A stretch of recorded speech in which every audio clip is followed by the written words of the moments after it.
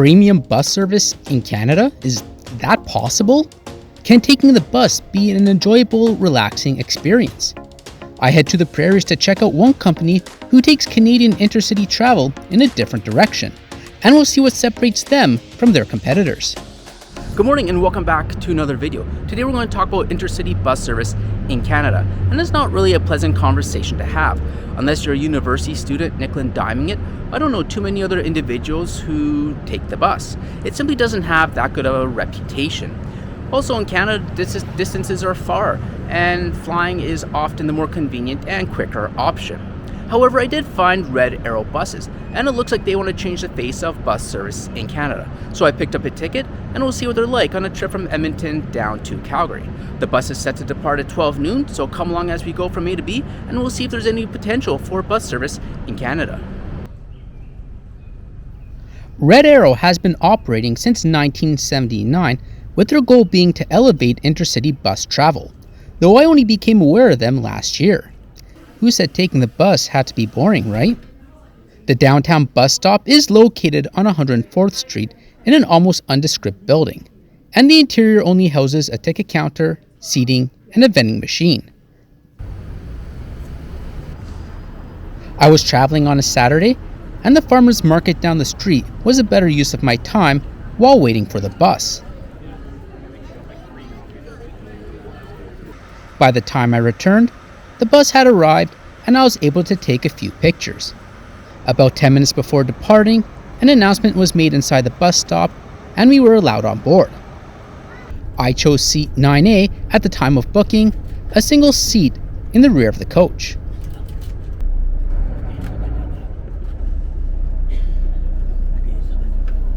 Everyone boarded promptly and we left on time and started to make our way to Calgary. As we crossed the North Saskatchewan River, we got some nice views of the downtown. Edmonton is the northernmost city in North America with a population of at least 1 million. Amongst the tall buildings, we catch the Hotel Macdonald, one of the many upscale railway hotels built at the turn of the 20th century, which can be found throughout the country. The Chateau Frontenac in Quebec City, the Royal York in Toronto, and Banff Springs Hotel in Banff are some other well-known railway hotels built around this time. Our trip would take us 4 hours, plus or minus a minute or two, to cover the 300 kilometers to the Calgary downtown ticket office. There are a few intermediate stops, with the main ones being Red Deer and the Calgary International Airport.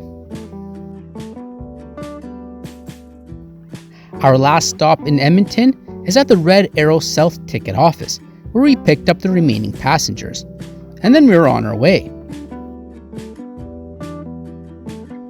This is the Canadian prairies after all, so what you see here is what you get for the next 3 hours.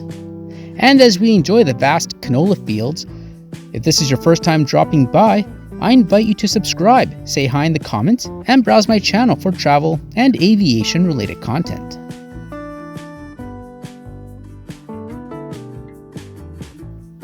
Red Arrow buses are laid out in a 2-1 seating configuration over 13 rows. Seat like mine on the right side of the bus are the single seats. There is one washroom at the back and a small pantry with snacks and drinks behind me in row 12. The bus has overhead monitors and they put on a movie just before we left Edmonton. Looks like the DVD seen better days as the movie skipped every so often, so I didn't bother with this. The overhead bins are not too big, enough for small bags. I ended up putting my 30-liter bag in the trunk before we left. The seats themselves are very comfortable, probably one of the best seats you can get on a bus in the country. If there is anything better, I don't know about it yet. They are wide, plush, and provide you with lots of space. Seat back has a coat hook, a fairly sturdy table big enough to support a laptop, a net pocket, and a footrest. On the side is the audio controls, should you wish to watch the movies, 2 USB ports and 2 North American outlets, and a handy drink holder. The opposite side of the seat has a seat recline lever, and above you have the reading light and air control and the bus stop indicator.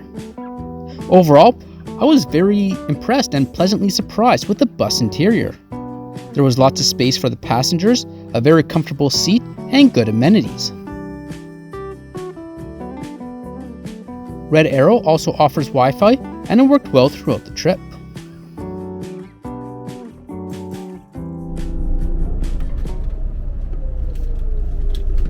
About 2 hours into our journey, we make our first stop after leaving Edmonton in Red Deer, a city of about 100,000, which lies halfway between Edmonton and Calgary along Highway 2. The bus stop is inside the Quality Inn Hotel. I headed in to check it out. I would say it's a bit more polished than the downtown Edmonton terminal. Nearby, there's a standard selection of fast food outlets and convenience stores. The stop was for about 10-15 minutes, not too long, and then we continued on our way.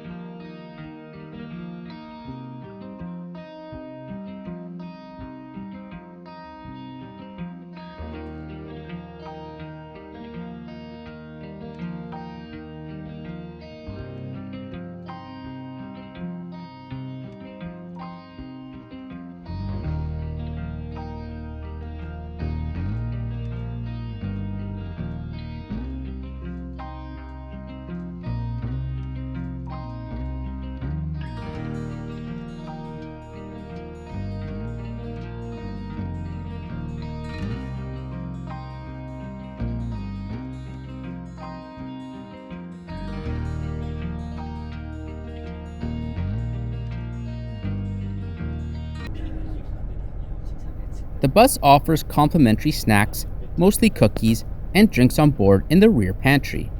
The small bar fridge is where you'll find a selection of pop and water bottles.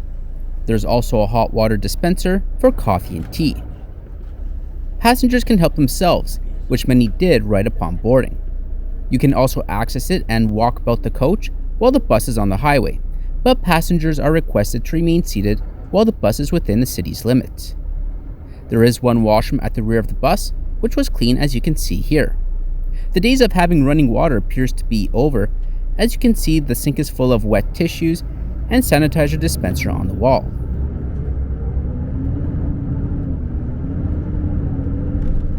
Overall, I was very pleased at the service Red Arrow facilitates. It's a very comfortable trip, clean, has good amenities, and was on time. 4 hours to cover 300 kilometers, which includes all the intermediate stops, is very efficient. Besides this route, they have a few others in Alberta. The Calgary Lethbridge line in the south, and Edmonton to Fort McMurray in the north. In 2002, they expanded and now provide service between Ottawa and Toronto. There aren't too many highway buses in the country. The ones that come to mind are Greyhound and Coach Canada, and neither of them offer anything to what we experience today. My previous impressions on bus service in Canada is that it's grimy, dirty, and slow, to the point I never really had an interest to take the bus. I'd fly or take the train where possible. If intercity bus transportation makes it to the news, it's probably not a good story, which sours the public's view of the industry. But I'm glad I had this experience to see and show you the potential and bright side of intercity transport in the country. If you previously held similar impressions or thoughts, I hope I convinced you that it's not all doom and gloom, and there are hardworking people wanting to change this perception. Knowing what I know now, I'm pleased they expanded to Ontario, and I look forward to try their Ottawa-Toronto service in the future. When it comes to picking up a ticket, it's a very easy process, and their schedule has several trips per day. The base fare for this route is $79.50. After putting in your information and clicking your way through, the last step before purchase is seat selection. I chose the single seat for a very reasonable $8 extra. The total cost came out to $95.60, a very fair price for what we experience today.